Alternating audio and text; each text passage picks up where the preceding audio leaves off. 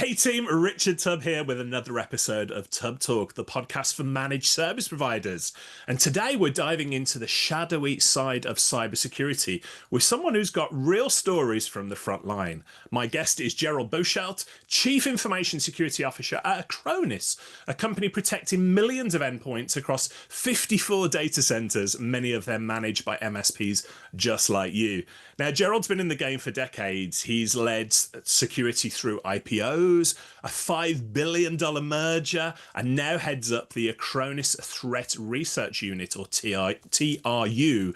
And that's a team uncovering wild cyber threats that you'll hear all about as we talk about it today. Now, in this episode, we aim to explore tales from the dark web and the chaos of modern cyber attacks, why EDR and RMM are converging and what that means for you as MSPs, how artificial intelligence is being used by attackers and what to do about it, plus some real advice for security-first MSPs looking to stay ahead. It's going to be a packed episode. I'm really excited for it, so let's get into it. Gerald, welcome to TubbTalk. Thank you so much for having me, Richard. It's an honor. It's like I'm really looking forward to this conversation. Thank you. Oh, my pleasure. Great introduction, by the way. It's like I could have done it better myself. Well, and talking of hot air, we were just saying just before we came on air. That's what we do. We were saying just before I'm obviously in the studio garage in the northeast of England, Newcastle upon Tyne, and I was saying to you, oh, it's really warm here today. It's 21 degrees Celsius. You're the other side of the world. You're in somewhere where warm weather is the standard. Whereabouts do we find you today? Yeah, I'm in southwestern Florida today. So it's like it's a little bit warmer than 21 degrees centigrade. The air conditioner is definitely on, but it's like that's where we're hitting over 30 centigrade at this time. Oh, well, I'm feeling hot. I was just saying, for the benefit of listeners, I turn my air conditioning on here when it gets to about 21. Too warm for the northeast of England. We don't get it very often, but Gerald, I've been to Florida many times, in fact, with Acronis and others as well. And yeah, you get the heat over there, don't you? Absolutely, 100%. It's good fun. Let's jump straight into things then. So I mentioned in your introduction there, you've had a really impressive journey across some of the biggest names in tech. But before we dig in, let's jump into something that some people have asked me before. How do you explain what a CISO, am I pronouncing it correctly, a CISO? How do you explain that to non-techie friends and family? I've always pronounced it CISO. Do you pronounce it the same? Oh, absolutely. Yeah, it's like I've heard mispronunciations that I don't even want to repeat on air. So it's like, so they don't like sink in. CISO sounds like the best one. It's like Chief Information Security Officer. Yeah. So how do I explain what I'm doing? It's like, well, it's kind of like, I always remember those, I don't know whether you recall these memes like a couple of years back. It's like we had like 6 pictures. It's like, this is what my friends think I'm doing. This is what my mom thinks I'm doing. This is what I think I'm doing. And this is what I'm doing for reals. And I think that this was always super true for CISOs. It's like it is an interesting role in companies. It is still not very standardized, I would say, across different companies. Yeah. So it's like if you look at startup CISOs or CISOs in smaller organizations, you often find that there are really advanced or leading security architects. Well, if you look at the CISO for a Fortune 10 or Fortune 50 company, it's like they are extremely seasoned business executives who are really focused on how security does make an impact on the business, can support it, and just like not be threatened by it. So I think it's like on that spectrum from the security architects to the CEO material kind of CISO, there's a lot of things that are going on. And it's like I've been working for the majority of my career in as a CISO in medium or larger sized companies. So I'm really focused on understanding and making sure that the investments we make into security from a corporate perspective help us achieve our corporate goals. So it's like that sounds like a lot of fluffy business talk, but there's actually something to that, because at the end of the day, it's like if you want to secure an organization, it's like you have only a limited amount of resources, and you have what seems like an unlimited amount of risk and threats around you. So it's like at some point in time, you got to start prioritizing. You got to figure out, it's like what do you do? It's like how you move things. And it's like as you start to look at this from the CISO for a somewhat larger organization, it's like that does have some resources. It becomes a very critical activities like within the organization. So my role as a CISO really is from my perspective, to work with my team to understand the threat landscape that we as a company are facing, that our partners and our customers are facing, our products are facing, really. Understand what can be done in order to address those kind of threats. It's like basically do a risk calculation. It's like, how likely is it? What kind of impact could it have? It's like if a particular threat or vulnerability realizes. And then balance this with other kind of risks, right? It's like security is not the only thing that matters in a corporation. It's like anyone who's worked in a commercial organization will know that making money is not exactly unimportant. Actually, that is the reason why the organization exists. So, like, really finding the right balance on the one side of security risks. It's like making sure that we meet our obligations under law, under contracts, under our own ethics, code of conduct, etc. But on the other side, also have the ability to continue to develop a world-class product. It's like really have support a sales team to go out and be able to sell our products or go-to-market kind of risks, legal risks. It's like personnel risks, et cetera, et cetera. All these kind of things come into play. And my role, from my perspective, is really to inform the other senior managers of the company about the kind of risks that we're facing, and then really work with them to develop the correct treatment plan. It's like for those kind of like situations. So, do we want to accelerate the go market and be a little bit riskier on some parts of the software development? That may actually be sensible in certain situations, but in many other situations it may not be. So it's like really finding the right balance here. That is really where I see my role, or the role of the CISO, to be centered. Thank you for explaining that. And again, I'm I'm not afraid to ask the questions that other people perhaps have said. And I've had a number of MSPs have actually said to me privately, well, what is a CISO? What do they do? So I appreciate you explaining that there. And you've been, you've built and led security teams through some massive changes. We alluded to like the IPOs, the mergers, the acquisition. So I'm really intrigued on a personal level. What drew you to this field originally, Gerald? And how has your approach to cybersecurity leadership evolved? Because I've been in this industry 20 plus years, and the challenges that you and MSPs are facing today are dramatically different to what they were when I was an MSP going back sort of 15 plus years ago. Totally. Tell us a little bit about your story. Yeah, I mean, it's like I actually started out, believe it or not, in pre-sales, which was very exciting for me coming out of university. It's like I did theoretical physics, so it's like that whole human interaction was not really a high priority in many cases. So sitting in a corner and solving difficult problems was kind of like what I was about when I during my education. And then suddenly you've been thrown into the Shark Tank with sales reps, and it's like numbers to meet, et cetera, et cetera. It was really interesting, kind of like a transition, very radical, but it's like a swim or sink was the thing. So it's like I learned how to swim from that perspective. And within that, it's like I got drawn into security related kind of like sales projects, interoperability projects. I was at some microsystem at the time. We were competing with Microsoft in a number of different areas. And if for those that recall, it's like Active Directory, Kerberos, et cetera. It's like they were some of the cornerstones of achieving interoperability between different systems. So I got kind of drawn into that. It's like through various positions within Sun and Sun Labs, I got closer to identity management, web services, security, et cetera, et cetera.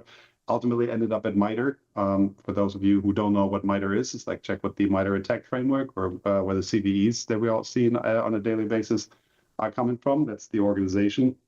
That was really hardcore security. A lot of stuff like at a completely different level of intensity, and it helped me really understand, build my foundations. And then I transitioned into a series of positions at SaaS companies, where I kind of like started to learn the business aspect of that. And it's like, I think that's really important in terms of the journey.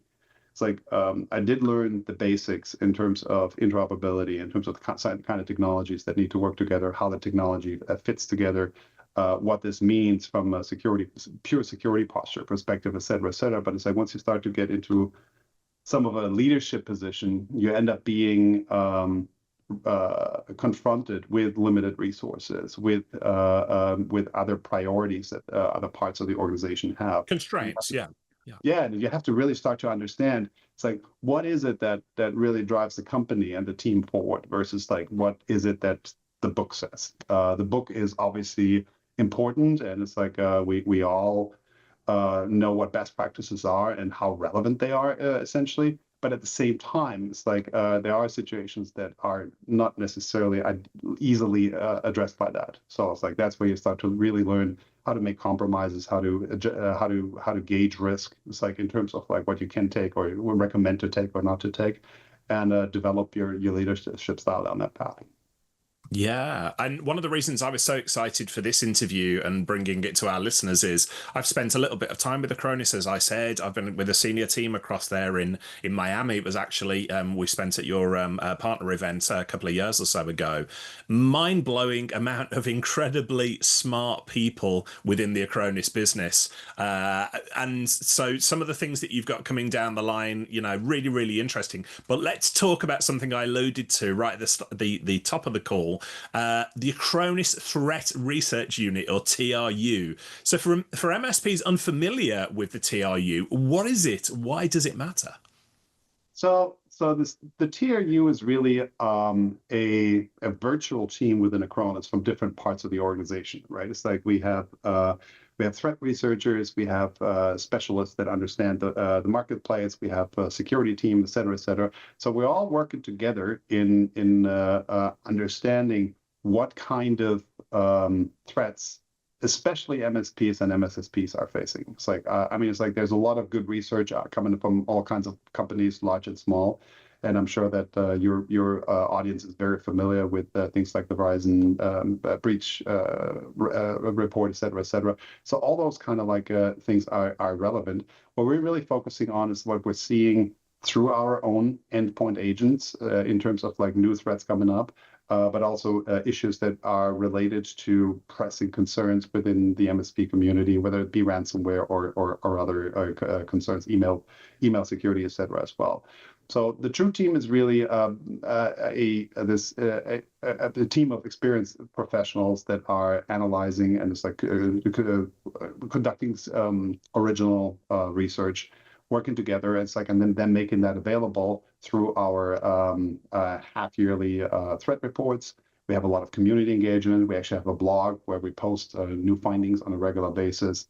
We have best practices, et cetera, et cetera. And all those kind of things are really part of a collaborative event. If you are an Acronis partner, you can actually get analysts from the TRU into your own organizations and work with your customers, have us work with your customers to better understand how the threat situation in a particular country or in a particular region looks like. Yeah, and I want to spend a moment just to talk about the evolution of Acronis, if we may. So there's many old school players in the game maybe listening to this and know Acronis through, True Image and the backup products, that type of thing. But obviously, fast forward to today, you really are a global powerhouse in the cybersecurity scene. So let's rewind a little bit. Let's just talk about Acronis as a company. You've already talked about the endpoint products, but give us a little glimpse into what Acronis in 2025 looks like. Yeah, you said it. It's like, we came from a backup world, right? It's like True Image. It's like I think everyone who's worked in IT in some form or another over the last 20 years has run into us at some point in their career, which is good and bad, I guess. It's like you leave good impressions, sometimes you leave not so good impressions, but I think the company has really evolved a lot from those very early days. It's like we have improved our backup capabilities. It's like both SaaS as well as the old on-premise businesses. Like we have disaster recovery capability into the cloud for kind of things. But we really, since about 10, 12 years, it's like we have been getting increasingly interested in security as well. So it's like since 2014, it's like we had some form of endpoint protection as part of our product portfolio. We've been working extremely hard on that. So it's like if you compare us to some of the other contenders in that space, it's like we have pretty much just as much experience as they have in terms of like how endpoint does it. On top of that, it's like we have other capabilities in the security space. We have a DLP product. We have an email security product. We have security awareness. And I think that makes me almost most exciting. I think we're talking about this later a little bit more as well. Is we have remote management capability. And it's like that combination, if you really think about it, it's like you have backup where you can take images, you have security capabilities, which can do all kind of fun things. It's like from an EDR, XDR, or MDR perspective. and you have a remote management agent available that can communicate with those others. It's like this is almost a comprehensive solution at least from a security perspective for the vast majority of small and medium businesses. And I think that makes me very excited and really allows us to do now things that many other companies cannot necessarily do, such as scanning old backups for security threats that have just been recently discovered, and then being able to restore things accordingly, or performing actions automatically in response to EDR events that get registered by us. What's also super exciting, and it's like that really gets me going from an operational perspective. All of that runs in a single agent. So yeah. It's like instead of having like 3, 4, 5 different agents like internally for our corporate IT team that I need to worry about, I have one agent and I can yell at people. It's like, oh yeah, it's like that agent is not running. So I was like, get that going instead of like, hey, here's a slew of things that are not running, which is what many people are facing often. It's very interesting. I speak to lots of MSPs, hundreds, if not thousands of MSPs, every year. And we're seeing some conversation about what MSPs started to term as vendor fatigue. Too many different vendors, too many different products are there. And I actually did a talk at an Acronis event. It was in Switzerland a few years ago about, the benefits. And there's no right or wrong answer, I don't think here, Gerald, but the benefits of maybe, having more of your products underneath one roof as Acronis have done. So are you seeing those sort of conversations out there in the market as well?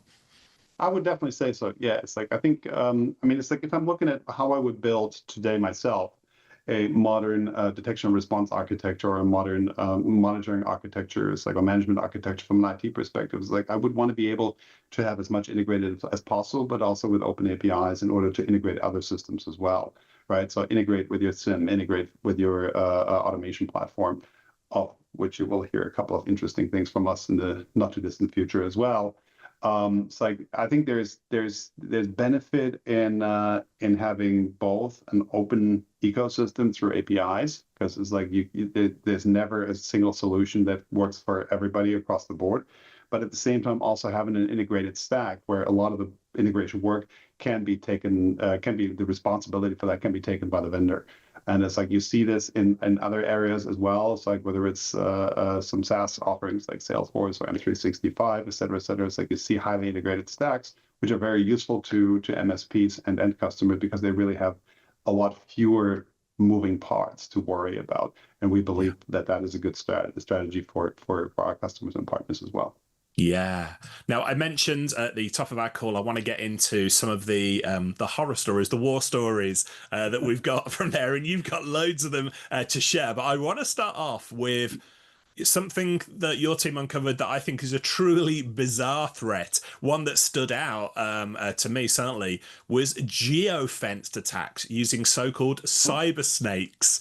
So I can't do it justice. Can you walk us through what that looked like in practice there, Gerald? And again, I'm smiling because it really is a bizarre one, but of course, very serious side effects.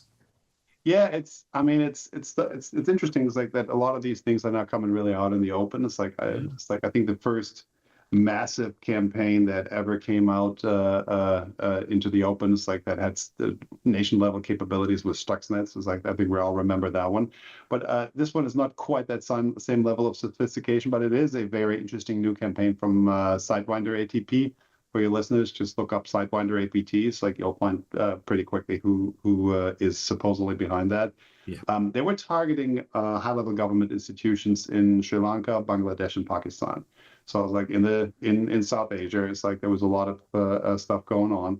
And the interesting part really was this, like that they were using very targeted spear phishing emails with the initial droppers like that pulled down the respective kind of staging loaders.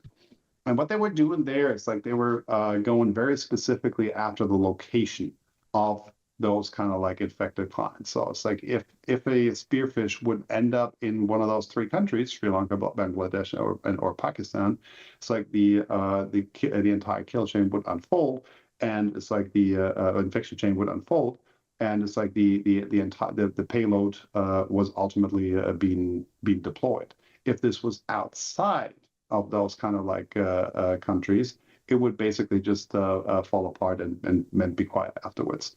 So I think this is really, really, really interesting that a threat actor is going through the effort to very specifically target particular organizations, particular regions in their thing, and we thought this was pretty cool.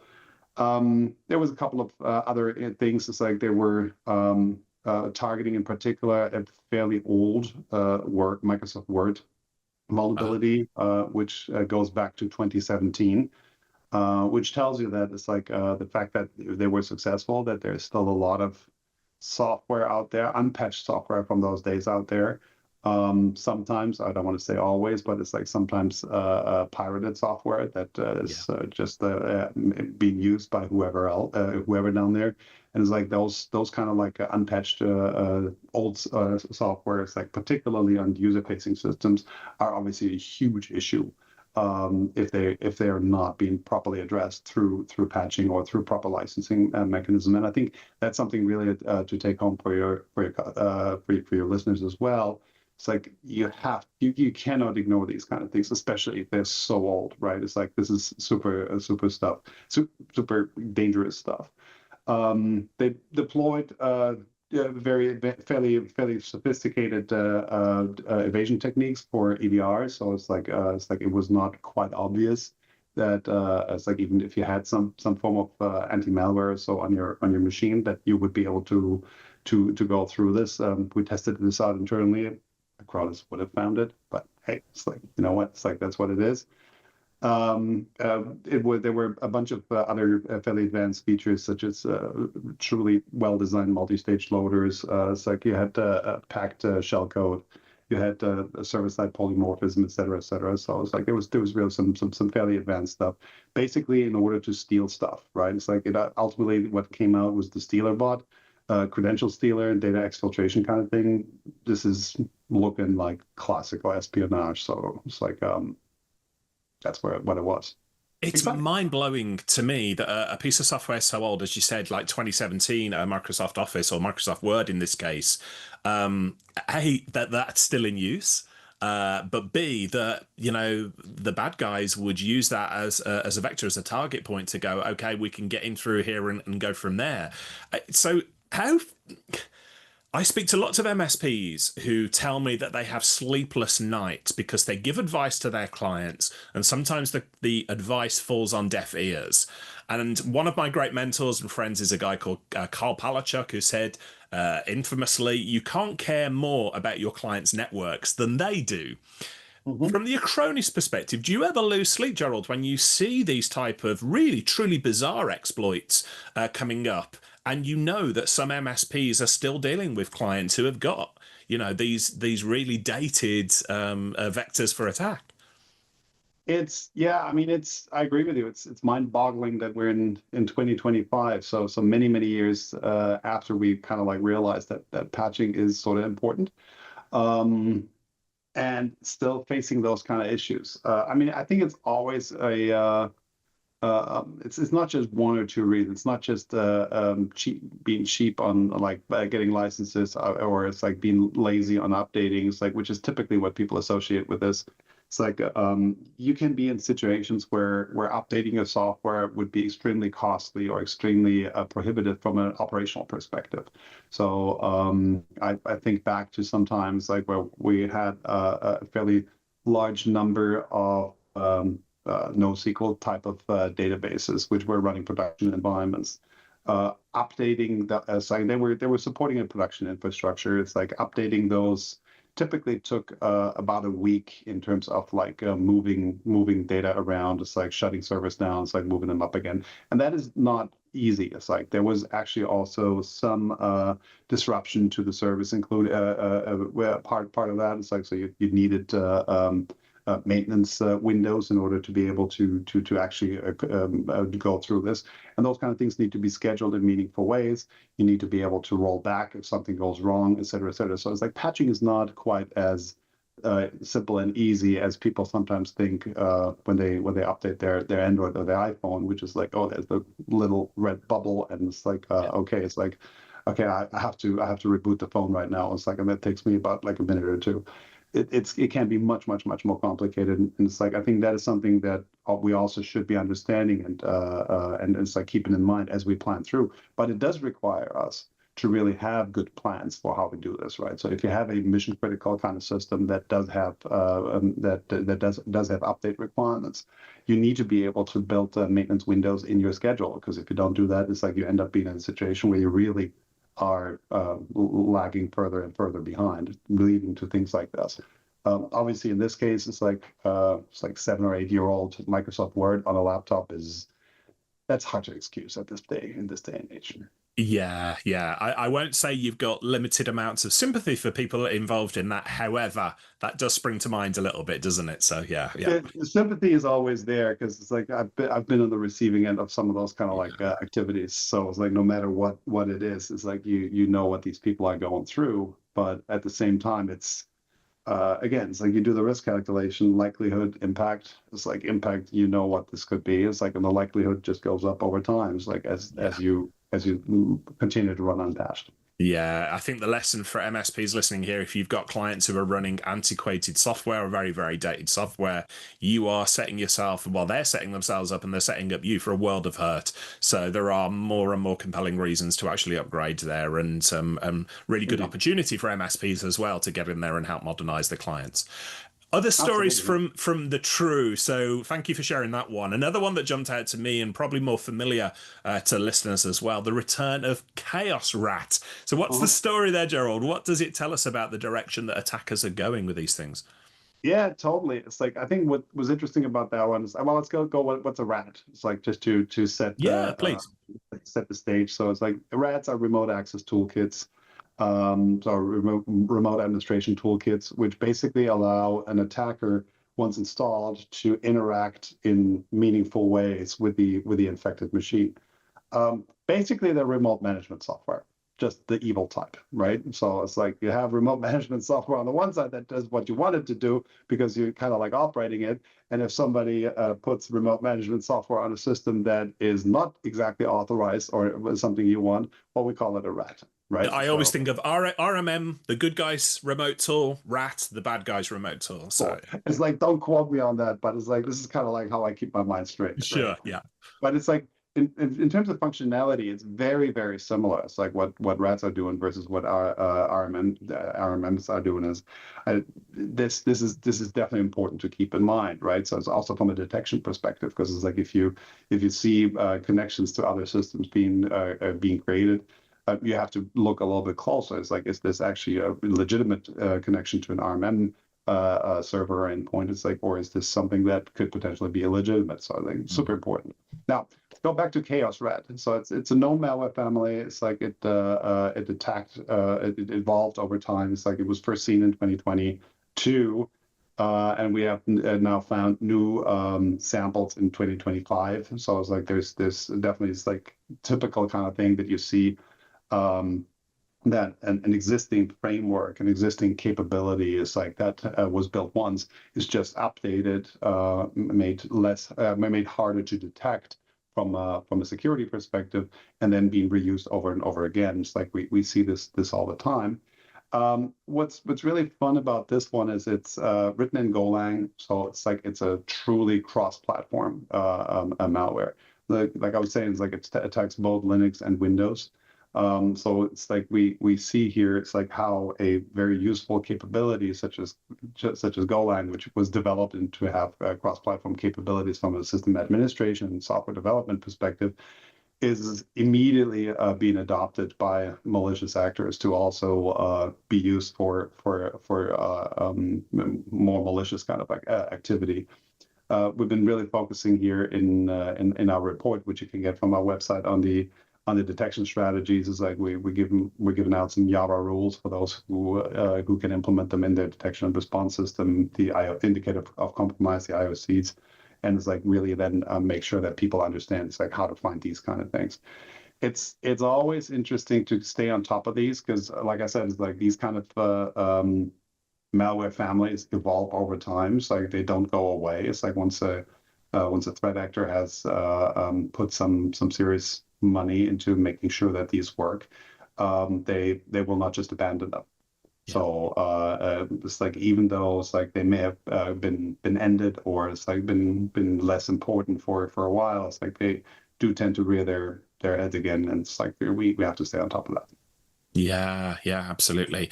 And so many other stories that we can share from the True and from all the data that you collate there. I guess you've got millions, or Acronis have got millions of MSP endpoints protected by Acronis now. So your team has got this really unique view of the global threat landscape. So let me put you on the spot a moment here. What trends are you seeing right now? And specifically, our audience, of course, the owners of managed service provider businesses. What trends are you seeing that MSPs should be very aware of right now?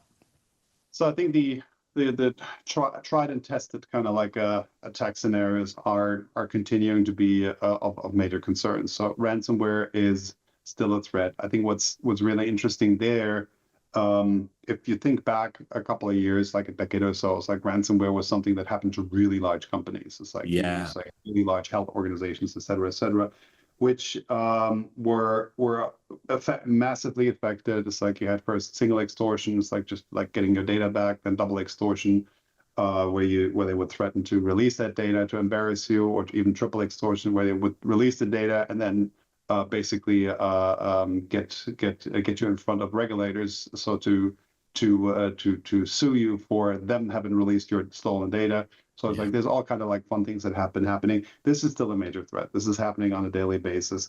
What's really something we've seen is like with the advent of a lot more ransomware as a service capabilities in the digital undergrounds. It's like the real industrialization and a division of labor kind of like approach that a lot of cyber criminals have been taking.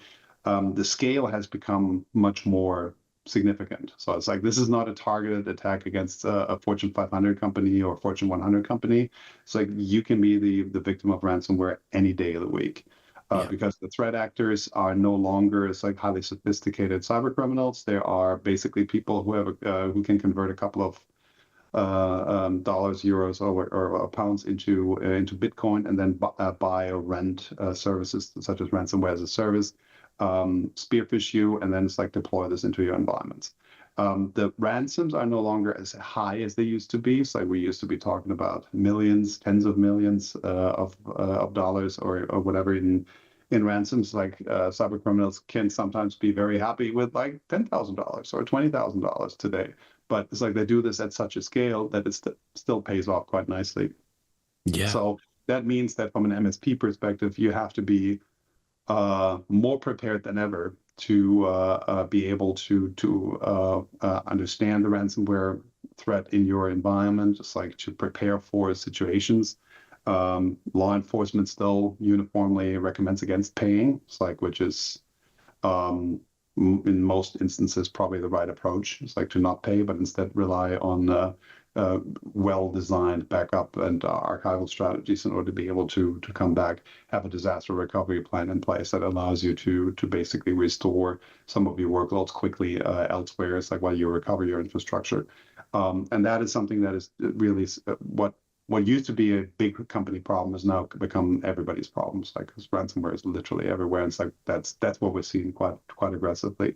This is yeah, often facilitated through phishing and social engineering. It's like it's like we see more phishing. It's like we see more social engineering.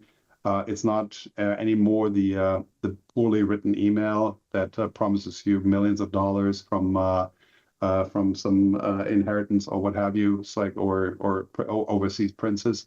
It's well-designed emails, sometimes already being drafted by AIs, sometimes actually with appropriate input of your own social network, so it becomes even more credible. It's like we're seeing this all over in all kinds of things. We're seeing deepfakes being included in that as well, and it's like that stuff is just going up. Even if we have better email protection solutions in place that filter out a lot of stuff, it's like there's other things that are coming through that are more targeted now on the human in the loop there. It's like we have to strengthen the human as part of this as well.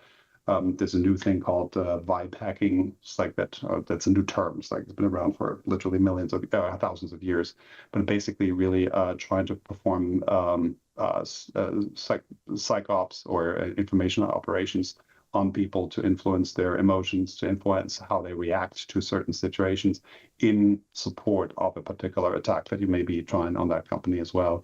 So it's like, do not focus exclusively on the technology, on the best mousetrap, but always keep in mind that you need to include the human in the loop as well. Yeah, and the human, of course, we always talk about cybersecurity. The human is the weakest point in most change. You can have the best technology in the world, but if the humans are not educated on things, as you say, they're going to use psychology to get in there. Yeah, I'm going to pick up on. People process technology, man. It's like, and it's like literally in that order. It's like you got to secure your employees, your customers first. It's like you got to make sure that they know what to do. So have the right processes. And once all of that is in place, then you can use technology as a force multiplier or as an enabler. But it's like if you start with the best mousetrap that nobody knows how to operate, you end up being like not in the right place. Yeah, and I want to pick up on something you said and shared there, which I think was very powerful, and that's about, ransomware. Traditionally, we're seen as something, we've all seen the big headline stories, huge corporations, ransomware. If indeed those stories come to press, which a lot of them don't, but nowadays ransomware, it's not aimed at the big boys, and yet I hear lots of MSPs telling me. Again, going back to that conversation they have with clients, and the clients say to them, small businesses typically, why would a cyber criminal be interested in me? We're not a big player. Have you got any advice, Gerald, you would give to MSPs who are facing that lack of education on the part of their customers who think, oh, ransomware is only aimed at the big boys? Because clearly it's not anymore. You've just given us some examples. Yeah, no, absolutely. I think you said it. It's like education is the only thing that really can address that kind of issue. It's like I was saying before. It's like for those who are partners with Acronis, it's like we can have some of our analysts really come out to your partner events, to your customer events, and it's like talk to your customers directly and share a little bit what we're seeing across the board there. At the end of the day, it's like it should be very clear. It's like if you own anything, if you have anything at all that is of value, it's like it's going to attract criminal elements. And it's like, forget cyber for a moment. This is true across the board. It's like if you own anything of value in your house, in your home, in your apartment, whatever, this you start to become a potential target. Doesn't mean that it's going to happen to you, but what's different from the real world is that in the digital world, scalability can be achieved much more efficiently, right? So I was like, in order to burglarize a million homes, you need either a lot of time or a lot of people, right? That's not easy. But in order to burglarize the digital assets of of small or medium businesses, you don't need a lot of people. You need somebody who's reasonably smart enough to operate crime as a service, kind of like platforms, or operate some of the newer Gen AI tools that have become available to those guys as well. And then you can do this literally within an hour with the press of a button by one or two guys. So it's like we have to really understand that the law of big numbers is not protecting us anymore in the digital world, as we see capabilities coming up that really allow not only the defensive teams but also the aggressors to leverage, to become much more scalable. I think that's a really powerful analogy that you've just given there about, burglarizing houses versus, well, actually, if you've got an infinite source or an endless source of agents that just could go out there, yeah, everybody's going to be a target. So I love that, and I'm hoping MSPs who are listening take that analogy and can use it to actually speak to their clients about it as well. Be afraid of malicious robots, man. It's like if you can produce those at scale, then burglarizing your home becomes a scalability issue as well. Exactly. And for the benefit of listeners, Gerald and I have mentioned a ton of different resources already. So thank you, Gerald, for doing that. I want you, if you're out walking the dog or if you're driving to the office and listening to this and thinking, oh, I've got to make notes of these, don't worry, we've got you back. So we'll have everything at Tubblog, the hub for MSPs. We'll have a specific blog post for this episode that will include all of the show notes, all of the resources. So don't fret, we've got your back there. But Gerald, I want to move forward with the conversation. MSPs listen to this. Everybody is going to be thinking about cybersecurity nowadays. It's the biggest pain point for MSPs. But we're also hearing about this term, security first MSPs. We're hearing that thrown around a lot. From your perspective, what actually defines a security first MSP, and how can MSPs move in that direction broadly as well? Yeah, I think you have to start looking at how you include security concerns, security assessments, threat assessments, and it's like the appropriate countermeasures to that in building out your entire portfolio, right? So it's like we've been talking in the security industry for I'm gonna say decades now. It's like about shifting left, right? It's like so security cannot be just tacked on at the very end of defining a product. It's like, oh yeah, it's like once I've done, it's like I just install that piece of anti-malware. It's like, and maybe put a firewall in front of it. It's like, hooray! It's like we got security, we're done. It's like life is good, and move forward. It's like the dynamicism of the threat landscape that we see today really requires you to adopt on an ongoing basis. It's like the adversary is not sleeping. It's like they're trying to bypass or overcome controls that we have been putting in place, and sometimes they're successful. And as this happens, it's like you need to have a highly adoptive kind of program. So part of like defining your product as an MSP is like would be from my, if you really want to be security first, you really need to make sure that you have security or a security voice at the ideation of that project, at the ideation of that product, right? It's like start thinking about, it's like, okay, what could go wrong? And it's like, what do I have to do in order to address this? That doesn't necessarily mean that you need to spend an obscene amount of money on all kinds of security controls. It's like it can sometimes be just like, okay, it's like we want to develop our architecture in such a way that it becomes less susceptible to certain types of security threats, or we want to make sure that we include that we configure our, say, backup solution in such a way that there is a certain assurance that the data that we put away is recoverable in meaningful ways, et cetera, et cetera. So it's like all of those kind of things are really focused, making sure that security is no longer a afterthought that gets tacked on and gets a compliance check at the end, but is really part and parcel of the entire process of how you ideate, build, and then ultimately operate your kind of service offerings. Like I think that is really super important. That is what I would call an MSP 3.0 or security first MSP or wherever you want to go with that.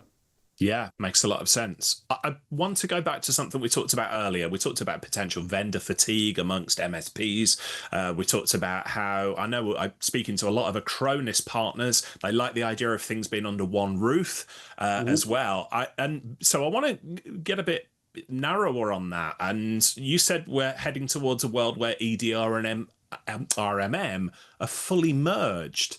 Why is that happening now? What should MSPs be doing to prepare for that? And first of all, before we jump into yet more acronyms, we've already mentioned remote monitoring and management, RMM. Talk to us about EDR as well.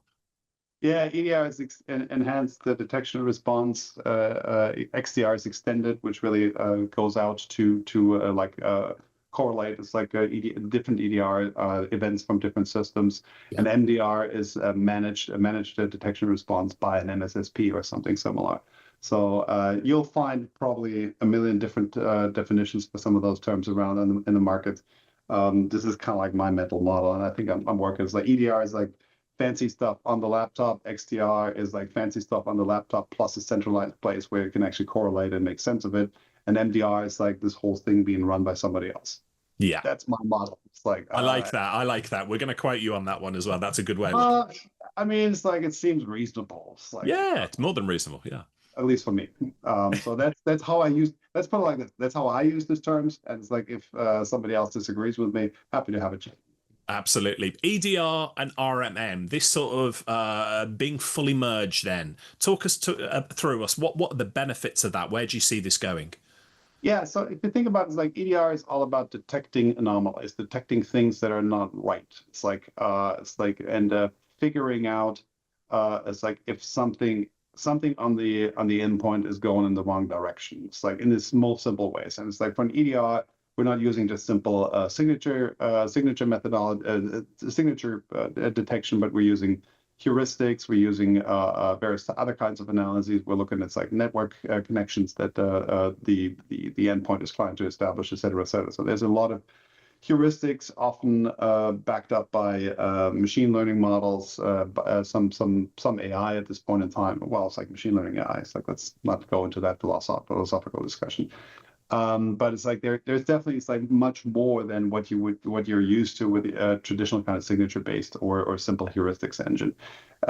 Now, all of that is great. It's like you start to see something bad is happening on your endpoint. Hooray! Now what?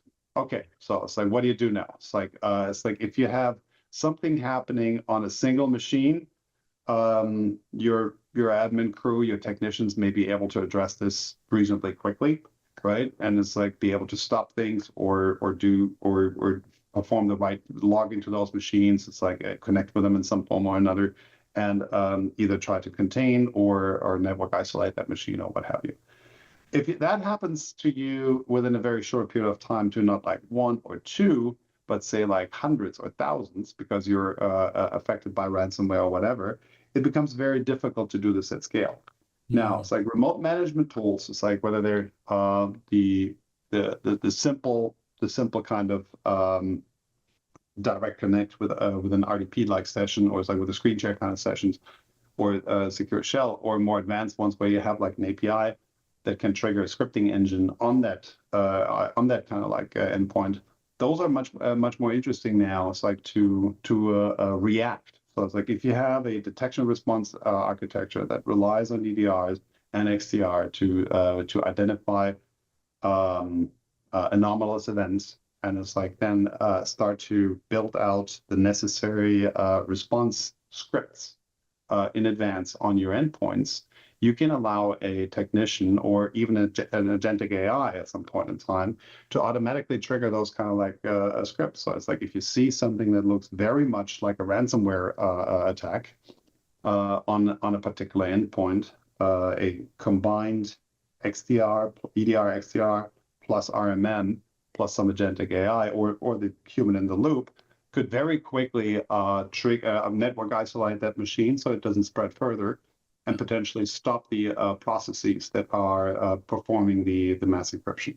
So that can be done now, literally at the same speed with the attackers attacking, versus like having to react to this manually. It's like this is just one of like millions of examples how you could really achieve this kind of scalability that we are looking for from a blue team, from a response perspective, through this combination of understanding what's happening on the machine on the one side, and being able to enact things to do on that machine, ideally in an automated fashion.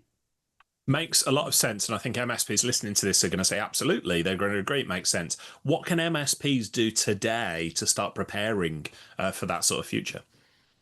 Well, I mean, it's like just start looking at what you got, right? It's like if you're still relying on, like I said, a couple of firewalls and a antivirus subscription from 2014, it's like you may want to start thinking it's like if this is the right approach, right? It's like you should be really going into it's like questioning yourself. What kind of better detection capabilities do you need? What kind of remote management capabilities do you need? And how do you combine them into something that could eventually develop into an autonomous SOC or a semi-autonomous SOC? I know that sounds a little bit like science fiction to many at this point in time, but it's like if you look at some of the advances that we have been making with agentic AI over the last 6 months only, it's like some of this improvements that we've seen with A2A or MCPs, like for machine-to-machine communications in more meaningful ways. I can see that there is a lot of research and actually products being developed that can neatly integrate in such an infrastructure. What we at Acronis believe is like we can provide the necessary infrastructure to do all those kind of things in meaningful ways, and then ultimately enable our customers and partners to move down that path. Yeah, very intriguing, the idea of an autonomous security operations center or SOC in there as well. So thank you for sharing that. And I know, you're typically at the cutting edge of these things. You keep your ear to the ground, hear what's going on. I know you do. So you were recently InfoSec London 2025. Were there any standout threats or insights from that event that you could share with MSPs that they need to hear? This was a lot of good fun. It's like I always love to visit London, even though it was just for a very short time. But it's like it was definitely super exciting. We created a workshop for the attendees of InfoSec there, and it was a super popular session. It's like we had twice as many people in the room as we were expecting, which was like people standing against the wall or sitting on the floor. Packed in like sardines, as we might say. Yeah, pretty much so. It's like I really felt for them. It's like because I was me and my co-presenters, like we were sharing a chair at least. It's like, well, we're not speaking, so I was like, sorry for those guys. It was fun because we really talked a lot about AI related or Gen AI related issues that have been already coming out. It's like whether it's various types of deepfakes in audio. It's like we demonstrated. It's like copying the voice from somebody. Deepfake videos where we copied somebody's face and then it's like we're acting like that. It's like it's kind of fun. It's like if you see this. But it's like if you think about it, it's like that this can be done with a little bit more advanced laptop today at a resolution and at a realism setting that can at least confuse a lot of people. It's like not everyone is like not we don't always have like perfect video streams like we hopefully have right now. So it's like sometimes images can be a little bit crumbled. It's like you can muck around with that also. And it's like it can be quite convincing. It's like we've seen situations where companies have been losing tens of millions of dollars over scams basically performed through deepfake videos or deepfake stuff.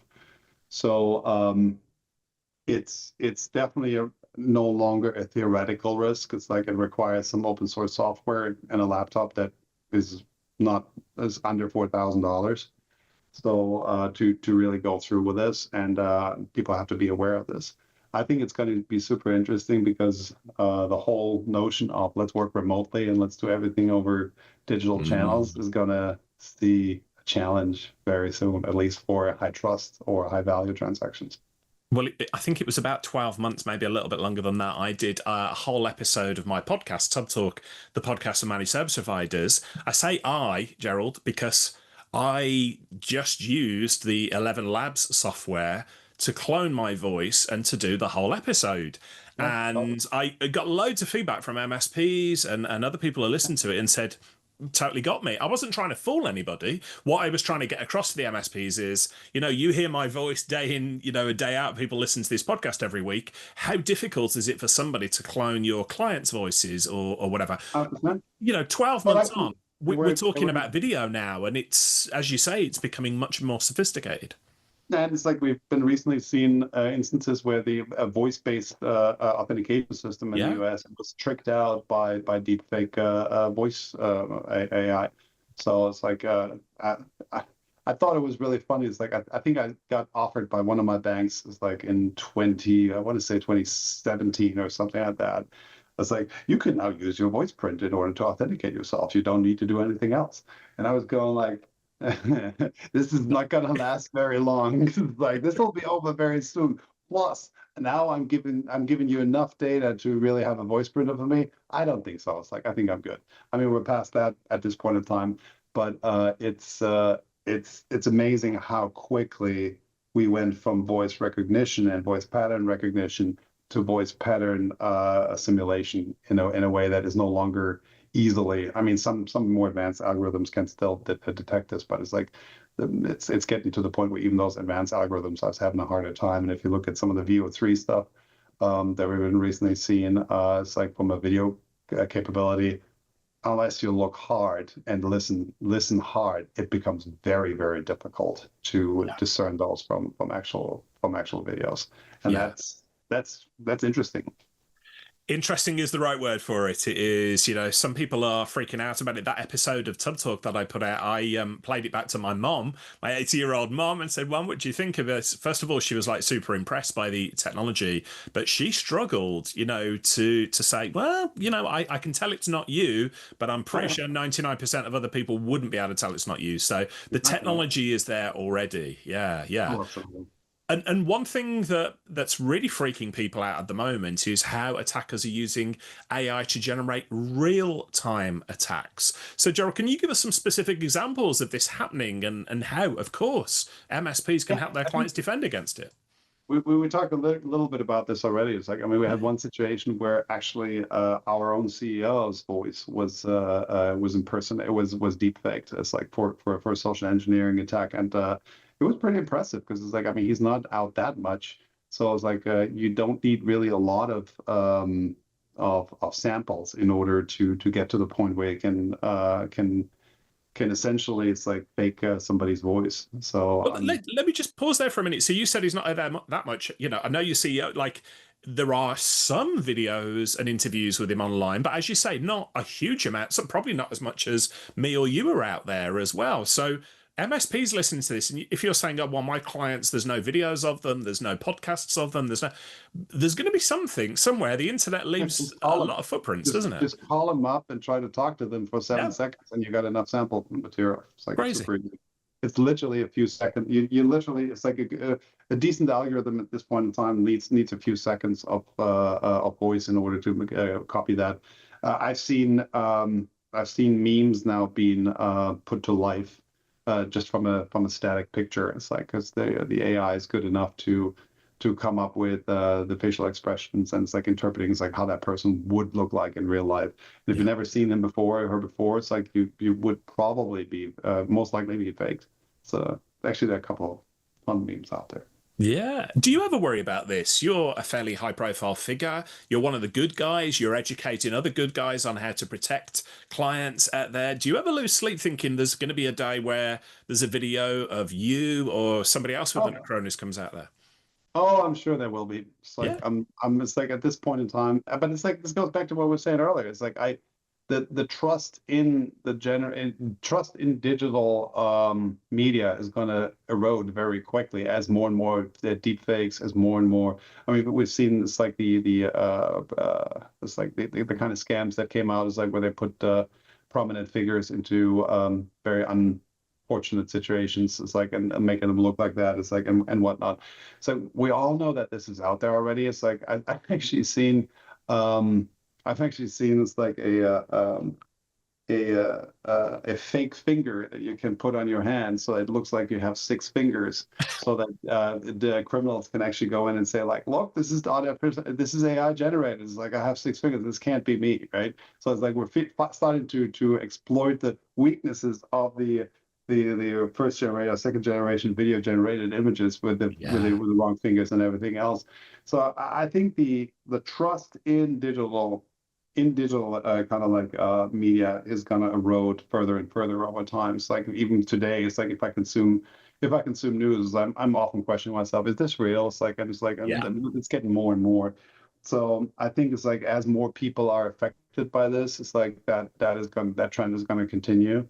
And like I said earlier, it's like ultimately it will come down to, it's like any kind of high value transaction. You don't want to necessarily do this over the phone or over video conference. It's like you want to figure out some ways in terms of like how you can actually do this in person or some other kind of way if it's valuable enough.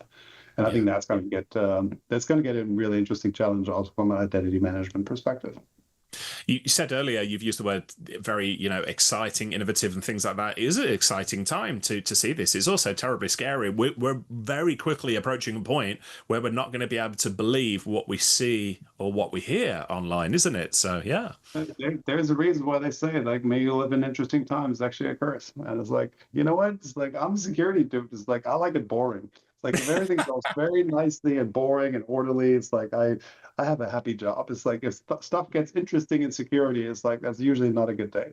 No, but I like the way you use the language there. It shows a certain amount of admiration for what is being done, but at the same token, terribly scary as well, isn't it? There's going to be some MSPs listening to this or watching this, Gerald. They're going to perhaps not admit, but they are going to feel overwhelmed trying to keep up. We just mentioned some of the AI-based stuff that's either here or coming down the road as well. What's one practical habit or a mindset perhaps that MSPs listening to can adopt to improve their security posture and sort of retain a bit more control? So I think you have to look at this from multiple angles, right? It's like obviously you have to stay yourself a little bit on top of what's going on. It's like if you just put your head in the sand, you end up being in a position where you will start to miss major trends, and it's like that's always extremely dangerous. So it's like keeping yourself informed is going to be part of this. It's like there's no way around that. However, it's like I think it's also important to partner with other vendors, with other partners, with whatnot. It's like there's always the old adage, security is a team sport, and I do firmly believe that. It's like you cannot be successful in security. It's like if you're like a lone wolf, it's like hoping to maintain a security posture that way. You have to rely on a lot of other partners. You have to rely on other vendors. You have to rely on people inside and outside your organization in order to get there. And I think that mindset is really important. It's like really not trying to be the one who builds the castle wall. It's like builds the ultimate kind of security thing, but really rely a lot on others, third parties, but also your own employees, right? It's like at the end of the day, it's like how do I stay often on top of security things? Well, I'll listen to what other people inside the company are telling me. It's like if you have like 1,000 eyes on the problem, it's much more effective than having just like 2 or 4 eyes on the problem. So it's like make sure that everyone in the company has the right kind of like mindset from a security perspective, and is willing to talk to you as the leader for IT or the leader for security in your organization, so that you can have that open discussion and leverage that as well. Yeah, I'm a huge fan of what you're talking about, buddying up or working together with other people. Of course, not every MSP can afford their own threat intelligence team. We've got people listening to this show who are one-person sort of bands all the way up to big MSPs. Let's speak specifically to the smaller MSPs listening. How can they benefit from the work the Acronis True is doing? Do they need to be an Acronis partner to benefit from that? Where should they start? Well, it's like I said, it's like this is a classic example of relying on other people to help you. It's like in terms of defining what it is. You can really, it's like what we do is like is available to everybody, right? It's like we publish our research on our blog. We explain what's going on there. It's like we often have recommendations for best practices or other things in terms of like how to address specific kind of like issues or things in more general. So it's like I would say it's like step number one is like just look us up. It's like follow the link to the True blog. It's like read up on some of the things that we're posting there. I think there's a lot of good material out there. You can do this. You should and probably could do this also with a lot of other research security companies as well. It's like be open, right? Yeah. And then secondly, it's like I would love to have an open invite to MSPs. It's like to become our partners. It's like it's relatively easy. I think we have a great partner program that works across the board. It's like we have a good set of technologies that we can provide here. And that'll allow you to work even closer with the security team. So, like I said, it's like for our partners, we send people out to their events and make sure that their customers are fully informed as well, and obviously engage much more aggressively in different ways as well. I want to pick up on that as well. We've had a number of MSPs who have been on the podcast recently, very successful UK-based MSPs, who said they're absolutely killing it at the moment by putting on live events for their customers, for their prospects and that. And the one thing that they're all telling me is that when they buddy up with their vendor partners, for the vendor to provide experts and things. So I'm really glad you said that there. So because it makes a huge difference. And you also, to go back, the idea of doing person in business with people. Obviously the culture changes all the way across the world, but here in the UK and certainly other places in Europe as well, I've come across like people like to see people. They like to press the flesh. They like to have conversations in person. I know it's like an outdated concept, but it is, what people can do going forward. So if an Acronis partner is listening to this, an MSP was not aware that, hey, Acronis offer this sort of facility, where should they start? Well, it's like start to reach out to us. It's like I'm sure it's like you have some contact with an Acronis. It's like if not, then it's like start out on our website. It's like you'll find somebody pretty quickly from there. Reach out. It's like let us know. It's like what you need, and it's like I'm all but certain that we can get to a resolution for that pretty quickly. It's like I'd love to help. Absolutely. A big one for MSPs there. If you are not looking into doing your own live events at the moment, do look into it wherever you are in the world. It's a growing trend. It's got to be clear to anybody listening to this, Gerald, that You're an incredibly smart human being there. You may blush at me saying that, but obviously you know what you're talking about. You also mentioned you got a background in physics, mathematical modeling. I can't even pretend to understand the basics of that. But do you think that that background influences how you approach the problems you face in cybersecurity? Yeah, yeah. So it's like I was recently picking up my master thesis, and I was a little bit embarrassed to say it's like that I'm having Not a at hard time all. Not following at my all. own thoughts back then. But it's like it's been a few years. But I would say that this is like it's like going through some rigorous training, like physics or mathematics, forces you to start thinking about problems in different ways. It's like you're taking a very analytical, logical approach to things. And I think that that is not unimportant in security. It's like one of the key foundations. It's like you have this giant problems cybersecurity. How do you now cut this into smaller, manageable problems and solve them one by one versus like just standing in front of this giant thing? And I think the kind of things we have been doing in natural sciences are very much aligned with that kind of like approach. So I think that's helpful. I would also say though, it's like that the other thing, and it's like I alluded to this earlier, it's like in security, you have to think about people.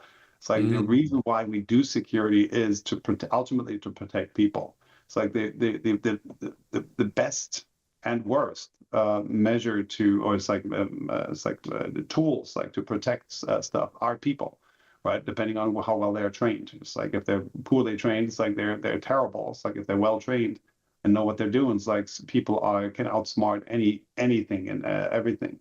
So I think it's the combination on the one side of this very analytical, logical, it's like methodological approach that you learn in the natural sciences, and combine that with some understanding in human psychology in terms of like how groups act and it's like motivations of people, that really gives you a good background in total. And you're also a very well-traveled man as well. You've worked across global teams, cultures. Is there anything you could share with our listeners about what you've learned about people that's made you a better leader? People are on the one side very different. They grow up in different environments. It's like which those kind of experiences as children definitely influence how how I think. It's like, oh, I'm sure how other people think like later down in their lives, and being aware of that is, I think, important. But at the same time, it's like people are still people. It's like no matter where you go. So there's the fundamental "what's in it for me" question is fairly universal. Yes. If you know how to ask that question, and it's how to answer this also. It's like if you're asking somebody else for help, right? It's like if I go out and it's like to an engineering team or to an operations team and say like, hey, it's like I really need you guys to do X, Y, or Z. First legitimate question comes back. It's like, great, what's in it for me?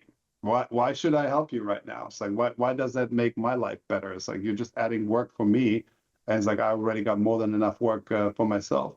So being able to understand some of those kind of things is like I think is interesting. It's like you see this that you see pretty universally, but at the same time, it's like how you sometimes ask those questions is very different. It's like whether it's incredibly direct and brutally honest, or in some other instances, you have to talk a little bit around it in order to address the kind of like expectations from the people across from you. Yeah, love that input there because MSPs listening to this, just remember when you're speaking to your clients, they ain't bothered about the technology. They're not even bothered about you particularly. They're bothered about what you're going to do for them. So yeah, I really love that point, Gerald. So I could talk to you all day, my friend. So I Yeah. appreciate you've got other things to do, places to be as well. Just to close then our conversation, Acronis, obviously you've come so far, even in the time that I've been in this industry. We talked about Acronis's move from, True Image back in the day to being a global cybersecurity powerhouse. What can we expect from Acronis going forward? What could we expect over the next few years, do you think? I think we're going to continue down the path of like really building out a platform and an infrastructure for MSPs and MSSPs that addresses maybe not all, but the vast majority of their needs from the perspective of securing securing the data and securing the operations of their customers. It's like we're super MSP focused. It's like a lot of the stuff, or actually all of the stuff we do with the MSP or MSSP in mind. This is really critical for us. Our partners are our lifeblood.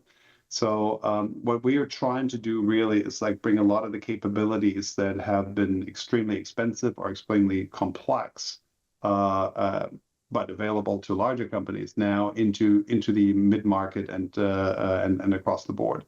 Because it's like you have great security capabilities that are available from all kinds of vendors, but it's like they are sometimes prohibitively expensive. Yeah. And it's like I think it's like what we have been very good at. It's like understanding what is important, what is relevant. It's like focusing on those kind of things, and then making that available at scale. And I think that's something that you can definitely continue to get from us. Leveraging all the new stuff that's coming in, whether it's the Gen AI revolution, which we have already embarked on, whether it's making sure that we can harvest quantum computing down the road. It's like when that becomes a reality. But we have all those kind of things on our radar, and it's like we want to just make sure that our partners understand that this is a journey that we want to go with them together. Yeah, well, I'm so excited for on listeners' behalf. One of the reasons I was super excited to bring you on the podcast, I think Acronis, is a huge brand in many respects, but also in other respects, people have got a certain perspective of Acronis that perhaps doesn't reflect just how cool you guys are and what the cool stuff that you're doing at the moment. So I hope this interview here allows people to take us another look at Acronis and see what you're up to nowadays. So for the benefit of listeners, if anybody wants to check out Acronis, what's the best place for them to go and find out more about the Acronis as a business, and indeed true the threat unit that you talked about? Yeah, totally. There's a bunch of things where people can connect with us. It's like obviously we have our website. We have, like I already said, the Tubblog that is out there. We have on a regular basis true security days all around the globe. Okay. So it's like just keep your eyes open. It's like you'll find information on our website about those as well. It's like register for this. It's like attend. We'd love to have you in there. It's like sometimes I'm attending those as well. So it's like love to meet all of you in person. We have webinars that are coming up on LinkedIn and elsewhere. So it's like keep an eye out for those as well. And for everyone who's going to the MSP Global in Barcelona this October, we'll definitely be there as well. Wonderful. And I know I speak to Caroline and other people from your UK team, your webinar foo. You are doing some really cool webinars at the moment. So we'll shine a light on some of those. So yeah, Fabulous. Gerald, it's been fantastic to speak to you today. Thank you for taking some time to do so. I guess for the benefit of anybody who wants to continue the conversation with you personally online, are you active on social media? Can people find you online? Yeah, they can find me on LinkedIn, of course. LinkedIn is the best place for you. Yeah, it's like the Facebook for adults. Exactly. And on that bombshell, we will leave it there. Gerald, it has been absolutely fantastic speaking with you. Thank you, my friend. I really appreciate your time.